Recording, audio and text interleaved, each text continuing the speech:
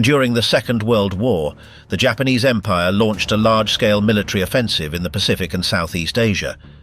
From Manchuria to the Philippines, its troops advanced swiftly, facing colonial armies, local resistance forces, and Western powers. The military campaigns were accompanied by a prolonged occupation of vast territories, sustained by control structures and an ideology centered on imperial supremacy.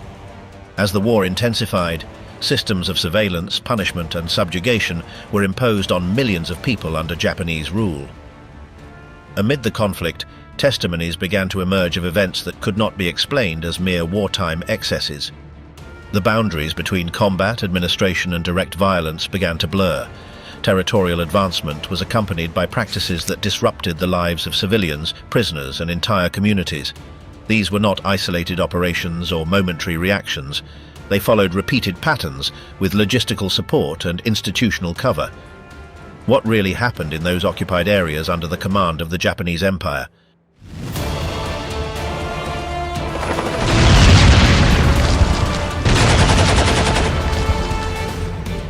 Occupation of Nanking and massive reprisal. On the 13th of December of 1937, troops of the Imperial Japanese Army entered Nanking, then the capital of the Republic of China. The hasty withdrawal of the defending forces left the civilian population without formal protection. During the following weeks, the occupiers carried out a series of actions that directly affected non-combatant residents and surrendered soldiers. The entry was not followed by a stabilization process. Various deployed military units began operating autonomously in different sectors of the city. In the absence of regulation or centralized command regarding the treatment of civilians, the conduct of the troops became progressively more violent. Summary methods were applied to individuals suspected of having belonged to armed forces, even when they wore no uniform or carried no weapons. Multiple contemporary and later sources agreed that the executed numbered in the tens of thousands. Along the perimeter of the Yangtze River, multiple locations were found where entire groups of people were lined up to be eliminated by rifle fire. In other cases, bladed weapons or explosive devices were used. Some army units took photographs during these operations, which partially corroborated the number of victims. Violence was not limited to those identified as military. Part of the civilian population was also subjected to direct actions. Homes were searched without prior orders. On many occasions, personal belongings, food, tools, and clothing were taken. The searches were followed by arson or demolitions. Entire streets became unusable due to fire or dismantling of structures. In residential areas far from the city centre, prolonged actions were observed, consisting of arbitrary arrests, forced relocations, and execution of civilians without formal cause. Some families were held in their homes for several days before being taken to empty lots. On the urban outskirts, areas were identified that were used as temporary body storage.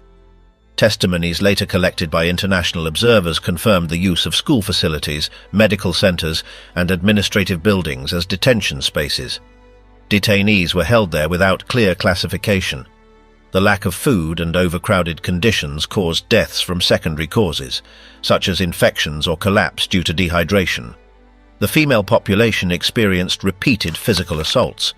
In different sectors of the city, groups of soldiers detained young, adult, and elderly women. The detentions were not based on investigations or defined criteria. Later, these individuals were found lifeless or with severe injuries.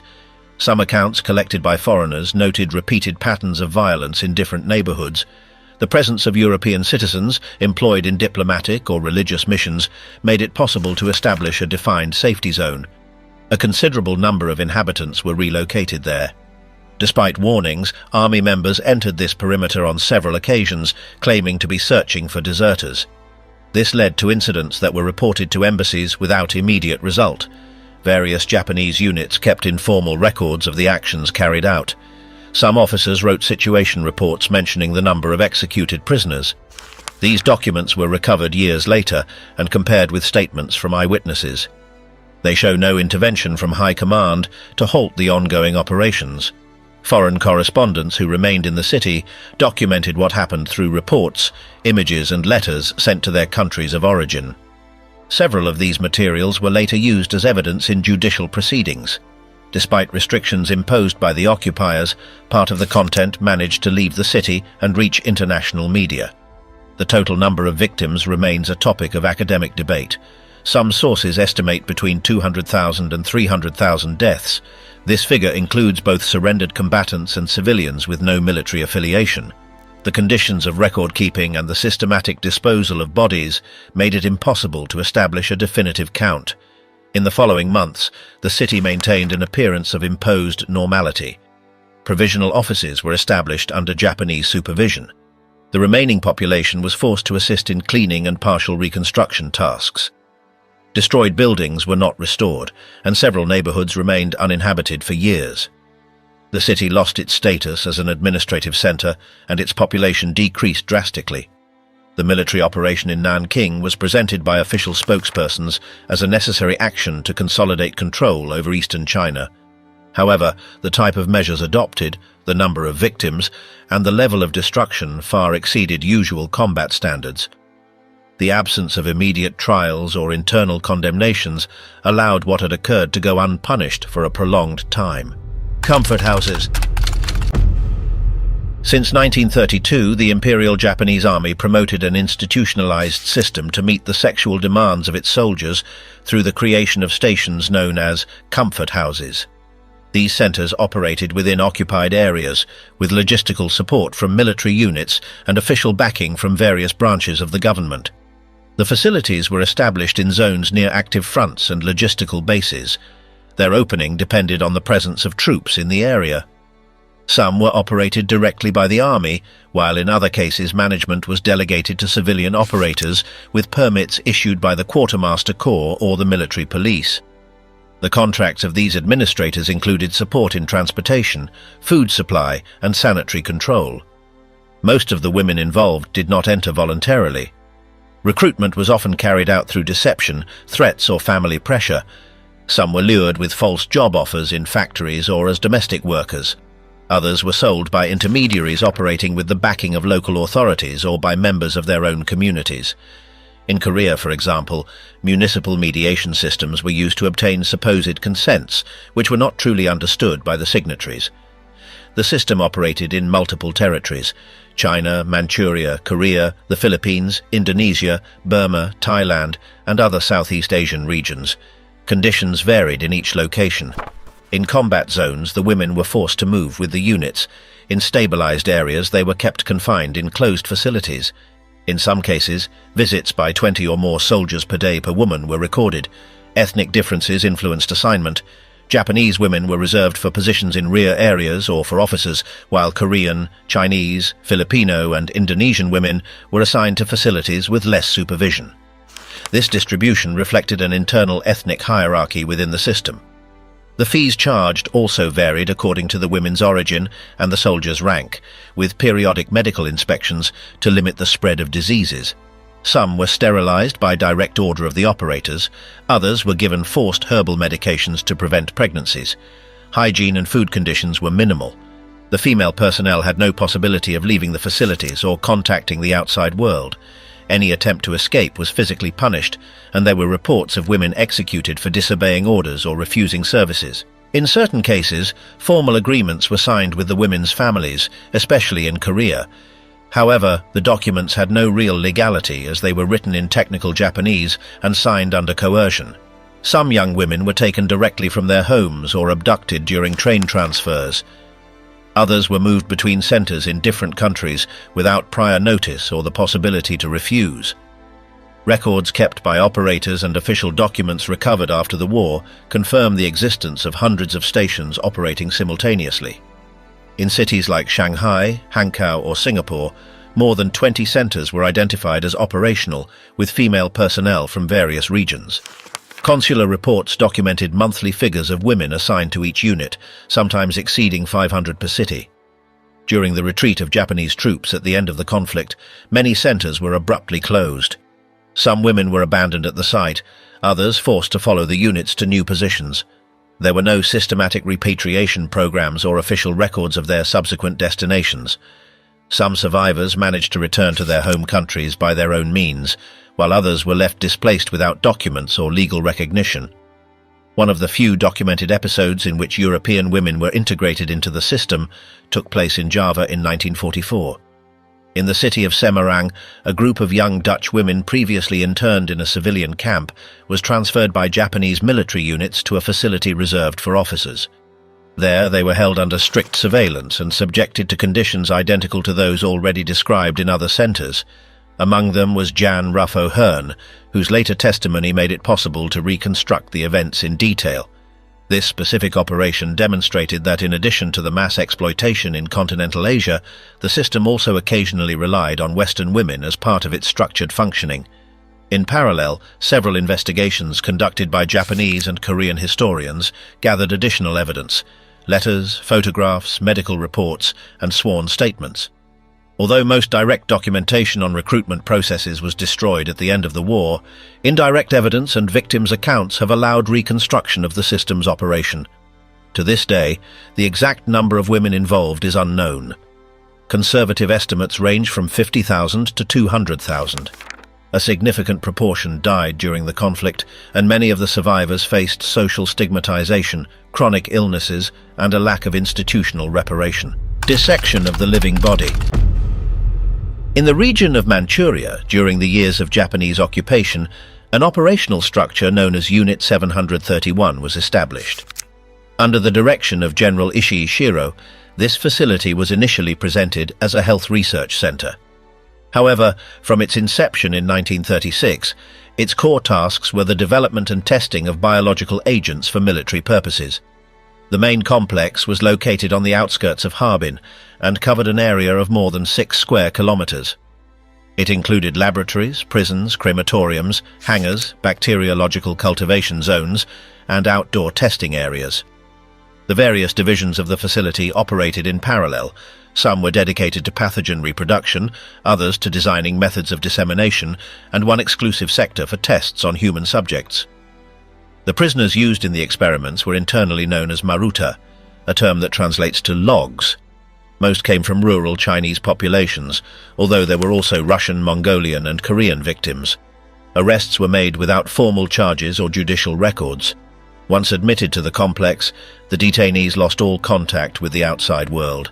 In the laboratories, controlled infections were carried out with various types of bacteria: cholera, plague, dysentery, typhoid fever, anthrax, and tuberculosis, among others.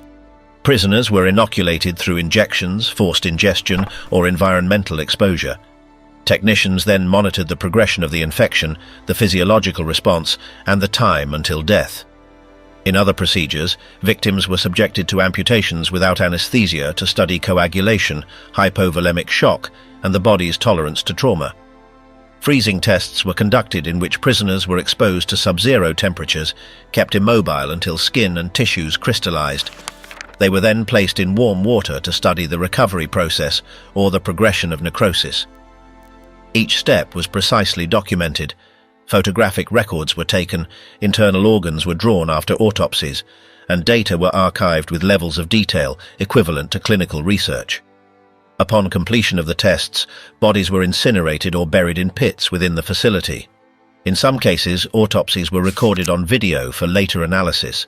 It is estimated that between 3,000 and 12,000 people died in the laboratories of Pingfan. This figure includes only the prisoners of the central complex. Satellite facilities in Anda, Linkau, and Dairen also carried out similar activities, though on a smaller scale. In the year 1945, during the retreat ahead of the Soviet advance, hundreds of prisoners were executed to prevent them from falling into foreign hands. In addition to clinical tests, field trials were conducted in Chinese villages. Through aerial bombings or controlled insect release, bacteria were spread to assess epidemiological impact. In some cases, the outbreaks lasted for weeks and caused hundreds of deaths. The units in charge of these missions collected daily reports on the spread of symptoms and the mortality rate. The leadership of the unit was under Ishii until 1942, when he was replaced by General Kitano Masaji. Both personally supervised most of the decisive tests. The scientific team included military doctors, microbiology technicians, pharmacologists, and medical students recruited from Japanese universities. Many received training within the complex itself. During post-conflict interrogations, US officers acknowledged having negotiated with some researchers of Unit 731. In exchange for immunity from prosecution, the Japanese scientists shared the results of their experiments with the United States government. This information was transferred to military laboratories, where its applicability in biological weapons development was analyzed. In the trials held in the Soviet city of Khabarovsk, several members of the unit testified while in custody. Their testimonies described in detail the techniques used, the program's objectives, and the orders received.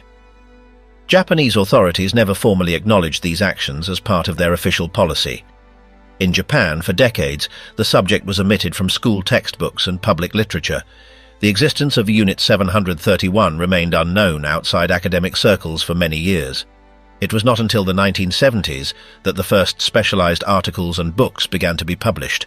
Today, the remains of the Pingfan complex function as a commemorative museum, and some medical records are still preserved in archives with restricted access. Invisible contamination in occupied lands.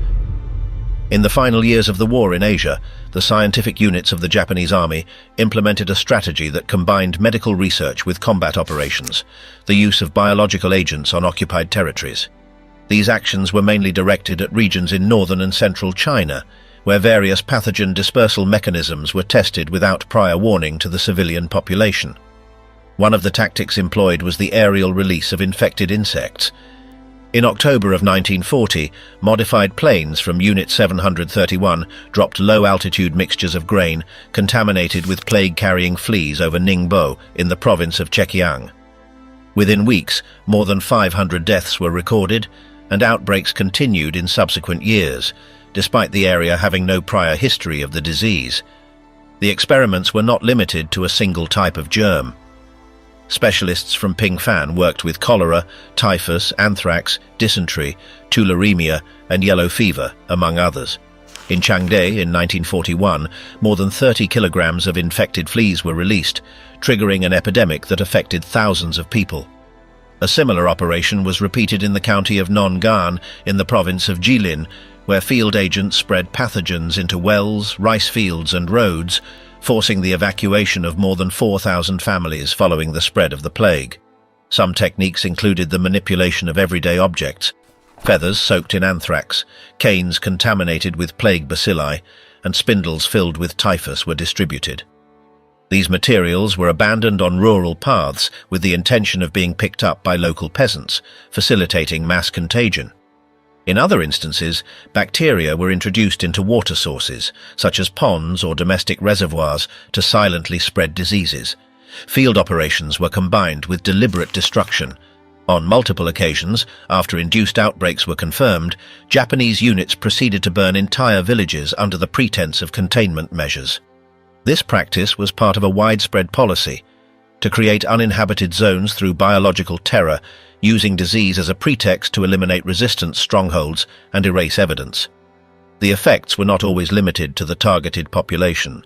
In several cases, Japanese soldiers themselves were affected by the biological agents used.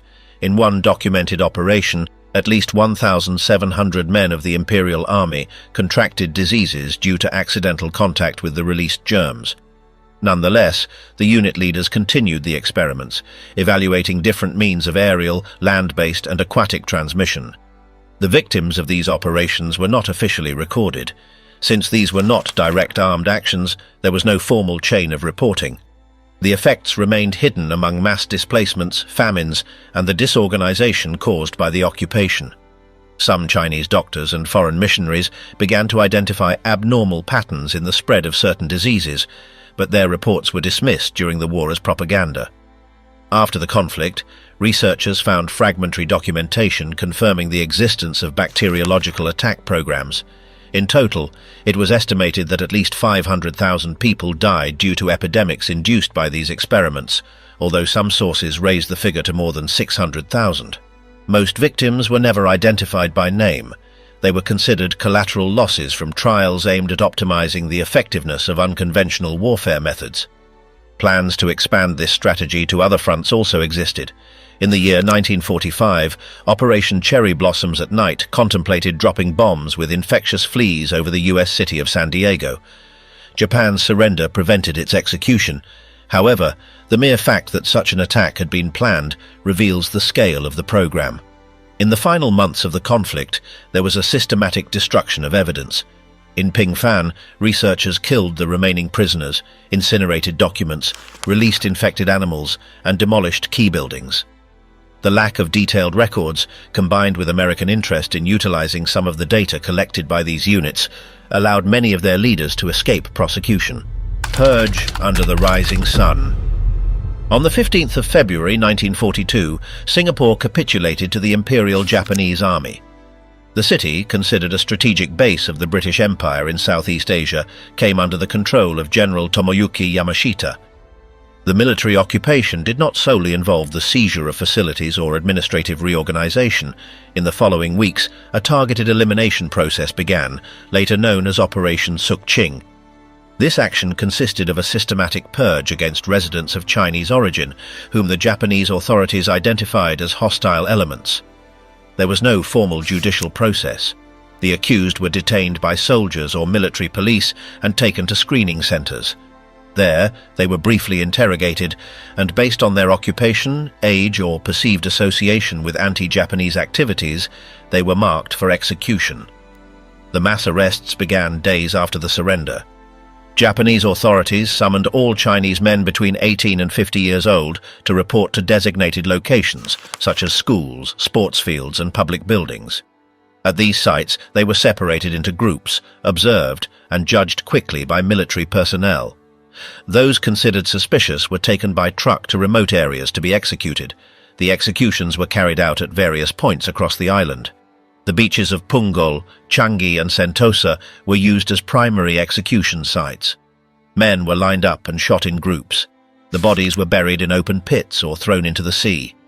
In some areas, the remains were left exposed for days due to the overwhelming number of victims and a lack of resources for disposal. The exact number of people killed in Operation Sukching remains a matter of dispute.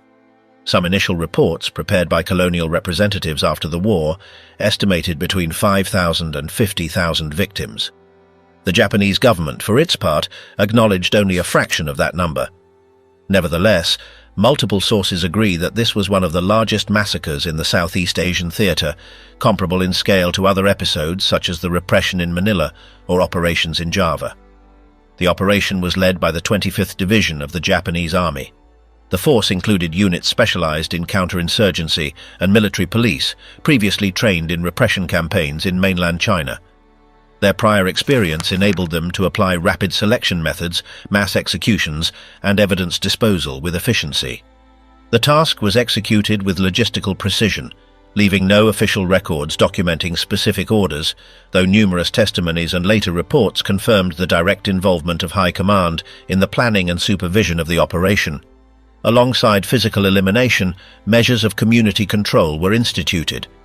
The new military regime mandated the compulsory registration of all residents in neighborhood associations called tonarigumi, which functioned as surveillance mechanisms.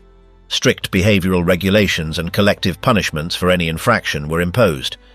This reinforced the initial message of Sukching: any real or perceived dissent would be punished with maximum severity. Several years after the war, British authorities organized investigations into the events. Some Japanese officers were tried in Allied courts, although most of the direct perpetrators did not face judicial proceedings.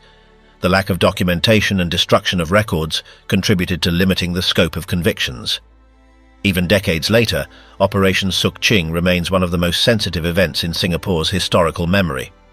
The absence of direct reparations and the limited official recognition by the Japanese government have hindered reconciliation.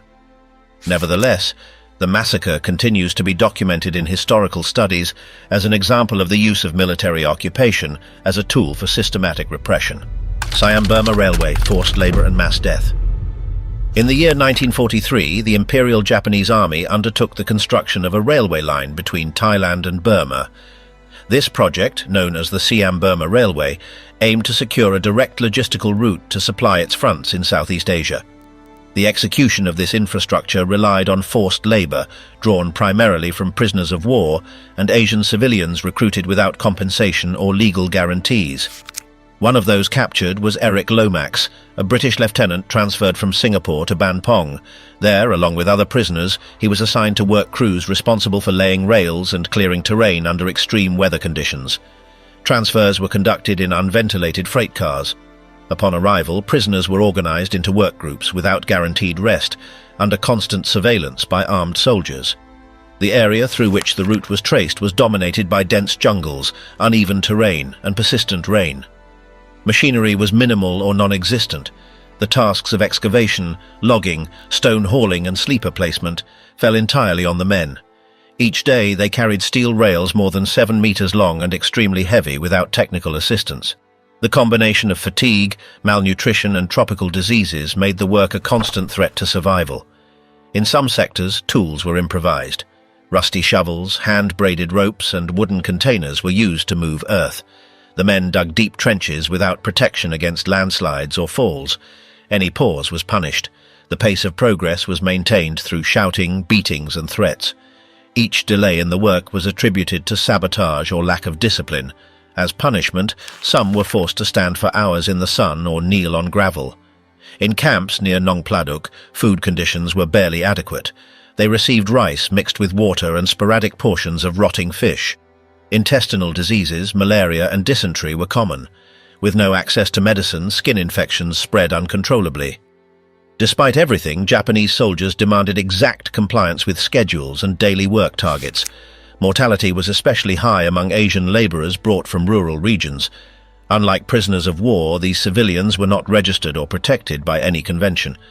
It is estimated that more than 80,000 died during the construction. In contrast, of the 60,000 Allied soldiers forced to participate, nearly 12,000 died due to the project's conditions. On one occasion, Lomax observed a scene from a path near the camp. Hundreds of half-naked men passed soil from one end of a mountain cut to the other. The soil was carried in bamboo baskets held between two people. The absence of machinery meant that every meter built was a combination of physical pain and mental exhaustion. Some collapsed from exhaustion and did not get up. The bodies were removed immediately, without ceremony or visible record. Any attempt at internal organization was perceived as insubordination. Lomax and others tried to build an improvised radio receiver to receive news from the outside. The act was discovered. As retaliation, he was interrogated for hours, subjected to simulated suffocation using hoses, and forced to stay in darkened cells for consecutive days.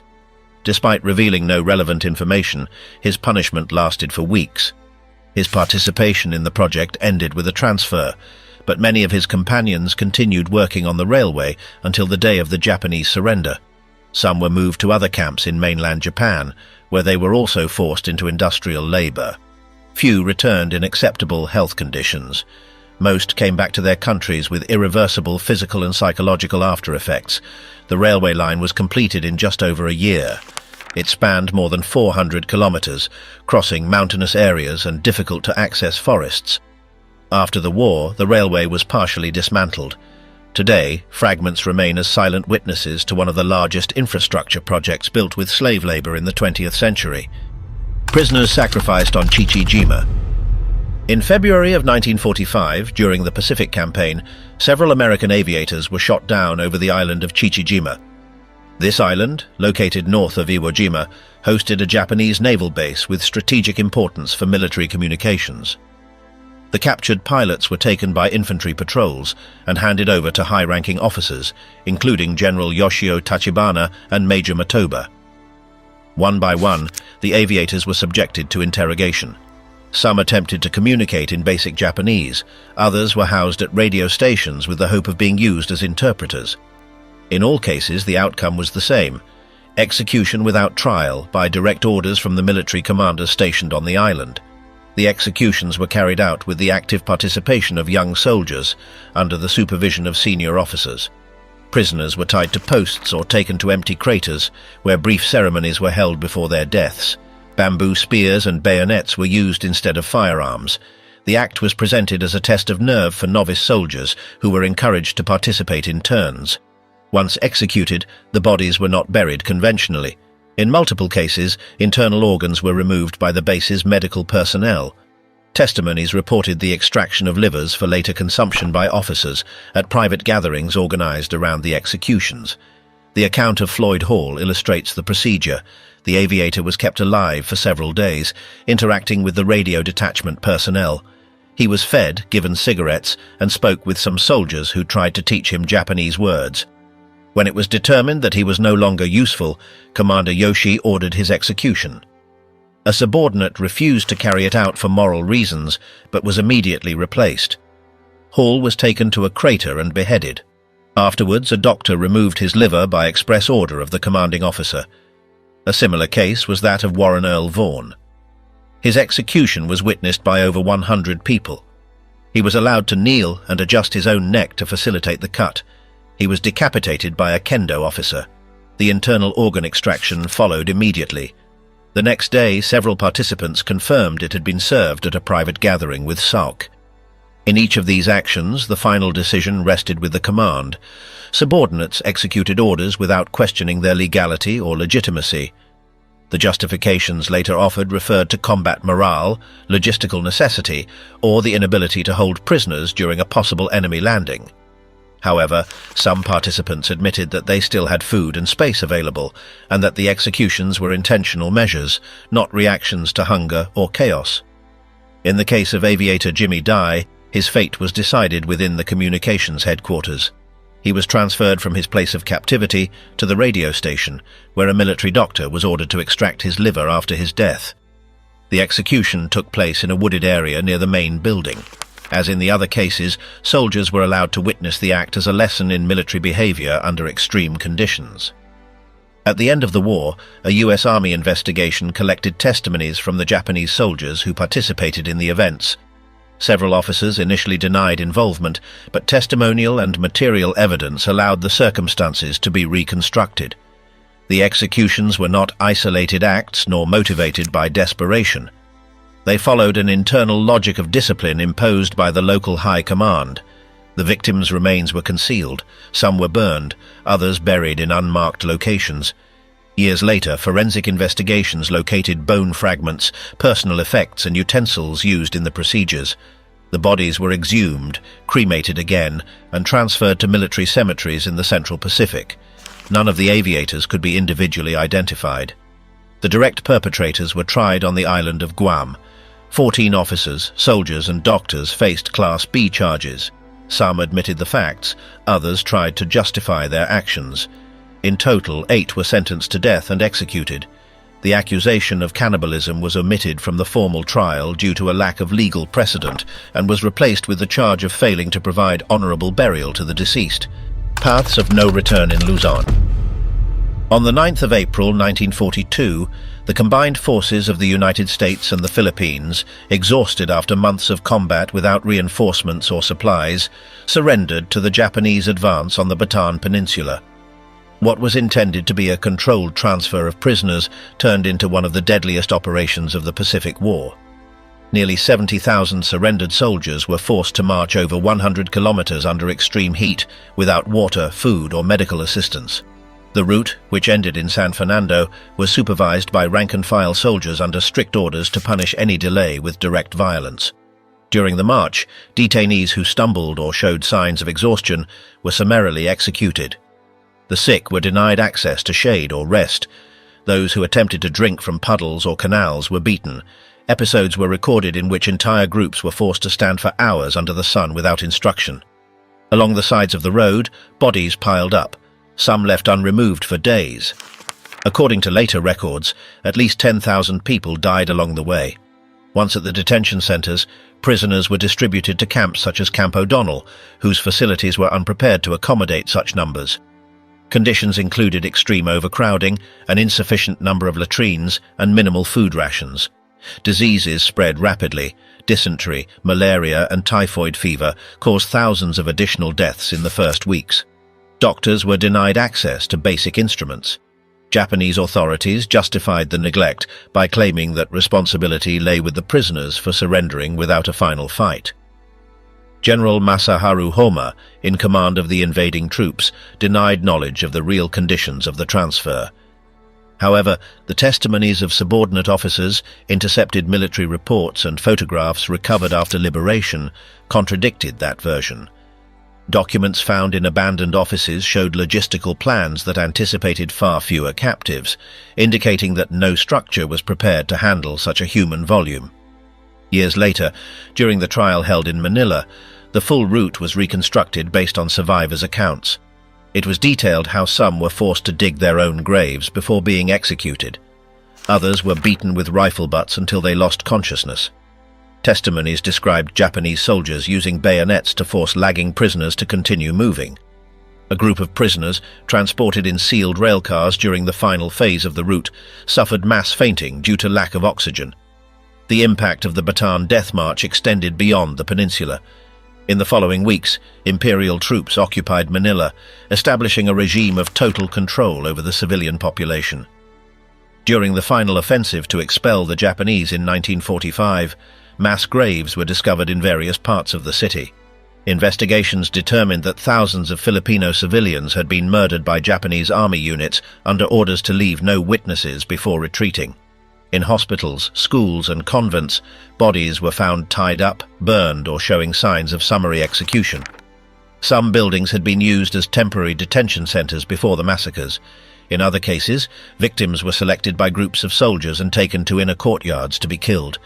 Official figures exceed 100,000 deaths in the metropolitan area of Manila alone during the final battles. Among the most affected areas was Intramuros, where entrenched Japanese units refused to surrender even when ordered to evacuate. In that sector, mass killings occurred, including of entire families locked inside buildings that were then set on fire. In some instances, dynamite was used to cause collapses and kill those hiding in basements.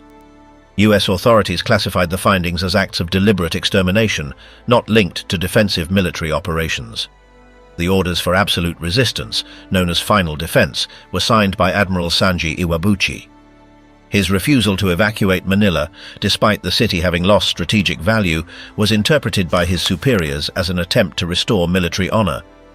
The direct consequence was the prolongation of urban combat and a massive increase in civilian casualties.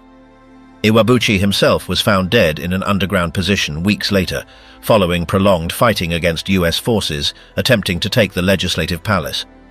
In the aftermath, the occupation of the Philippines demonstrated that the Imperial Army implemented strategies of collective punishment, arbitrary execution, and systematic use of the civilian population as human shields. The victims were not limited to captured soldiers, but included the sick, women, children, and non-combatant workers. The brutality did not occur chaotically, but through hierarchical decisions supported by formal command structures. City devastated from within. During February of 1945, the city of Manila became the site of one of the largest urban massacres of the Pacific conflict. Instead of allowing an orderly retreat, Japanese troops entrenched in the Philippine capital were ordered to resist to the last man. What followed was deliberate destruction, accompanied by systematic attacks against the civilian population. The orders transmitted by the Japanese command were clear. Any person not identified as part of the Japanese army, its civilians or auxiliary units, was to be eliminated. Methods were to conserve ammunition and effort. Troops were instructed to gather residents in pre-selected houses to be set on fire. In other cases, they were encouraged to throw them directly into the river. As American forces advanced, Japanese soldiers executed residents indiscriminately. At Santo Domingo Church, the walls were used to conceal the execution of dozens of people. At the German club, over 40 civilians, including diplomats and humanitarian workers, were eliminated within hours. On the campus of De La Salle University, the brothers and residents were killed with bladed weapons. Some were lined up against classroom walls. Others were found showing signs of repeated stabbing. In Intramuros, the chambers of Fort Santiago became extermination sites. Victims were locked in and burned alive. When American soldiers entered, they found charred remains in sealed rooms. The hands of the corpses were tied. Some bodies were found stacked in piles up to 4 layers high. The walls of the rooms were blackened by fire. The crimes were not limited to enclosed spaces. In the streets, makeshift checkpoints were set up where civilians were selected and executed by groups. At the Shell service station, dozens of people were killed and their bodies piled behind the building. The same occurred in the yards of the Tabacalera, where dozens of corpses were discovered, including those of small children. The violence spread by sectors. In Malate, Japanese soldiers used the pretext of security to gather residents and take them to St. Paul's College, assuring them they would be protected. Once gathered, the residents were locked in. Explosions began hours later. Those who tried to escape were gunned down. Survivors recounted that no initial gunshots were heard, only screams followed by abrupt silence. The homes of well-known Filipino businessmen were turned into extermination sites. At the residence of Carlos Perez Rubio, over 20 people were executed. At the home of banker Pedro Campos, nearly 100, those who survived the initial shots were finished off with bladed weapons. Some corpses showed signs of being mutilated with improvised objects. Families were attacked in full, regardless of age or physical condition. Amid the urban collapse, hospitals were not spared. The Philippine General Hospital was hit by artillery fire while doctors attempted to treat the wounded.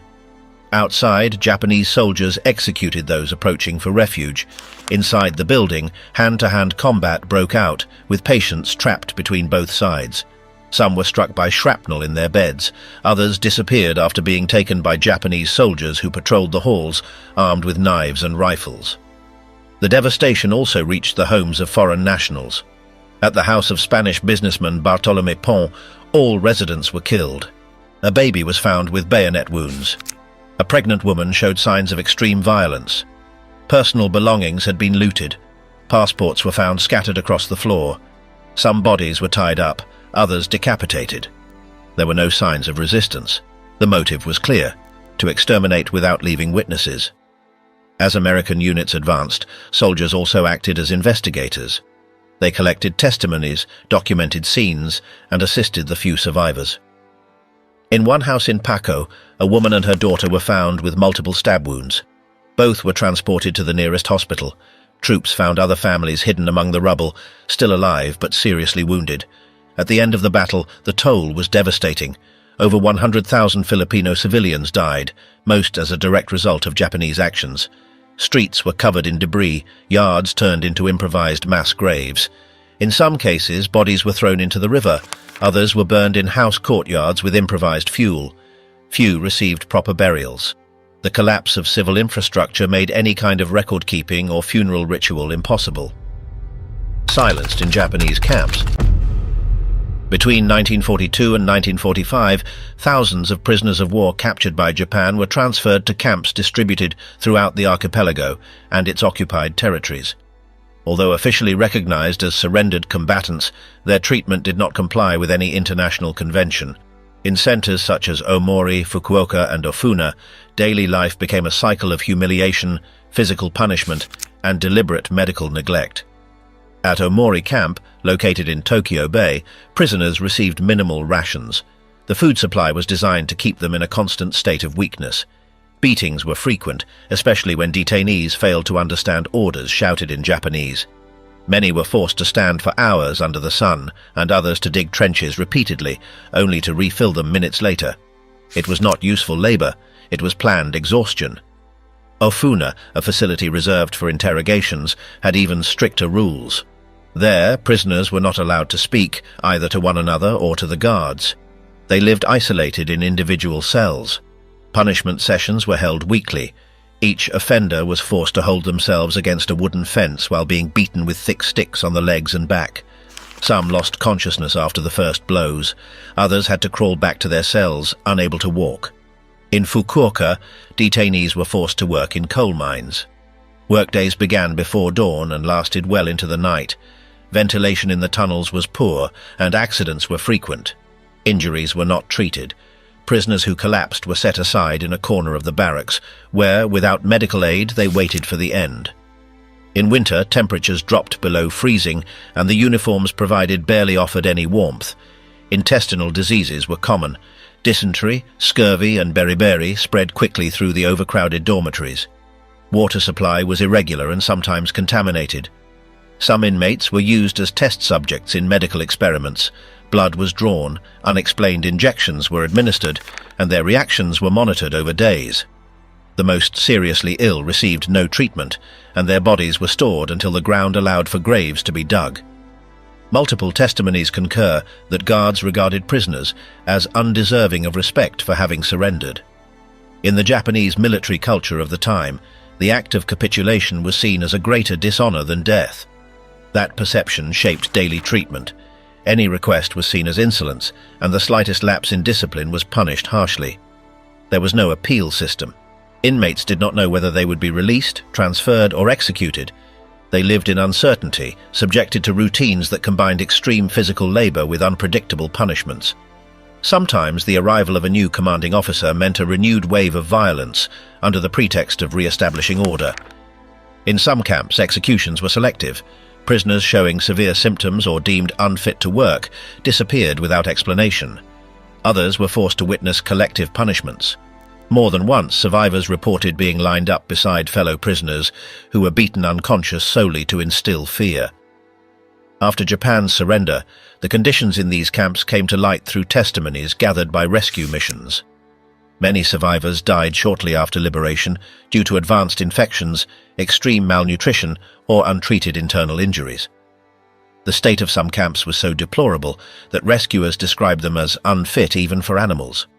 Despite the scale of what occurred, only a fraction of those responsible faced charges in post-war trials. The lack of written records, destruction of documents, and official cover-ups made it difficult to individually identify those who executed or authorized the abuses. At the end of the war, several commanders of the Japanese army were interrogated or prosecuted by Allied authorities. However, many of the actions reported in the occupied territories were not subjected to detailed judicial scrutiny. The political conditions of the post-war period limited the ability to establish individual or institutional responsibility on a large scale. In various countries, what was experienced remained outside public debate for years, despite the available records. The manner in which military control was exercised, the repeated nature of certain practices, and the absence of operational limits reflect patterns that went beyond isolated decisions. The structures employed, the methods applied, and the frequency with which they were used indicate the existence of a functional system in the occupied zones. Through preserved testimonies and analysis of specific operations, it is possible to understand how a military campaign transformed into a space of sustained violence, lacking effective mechanisms of containment or internal review. What occurred was neither accidental nor improvised. It followed a structured logic from within.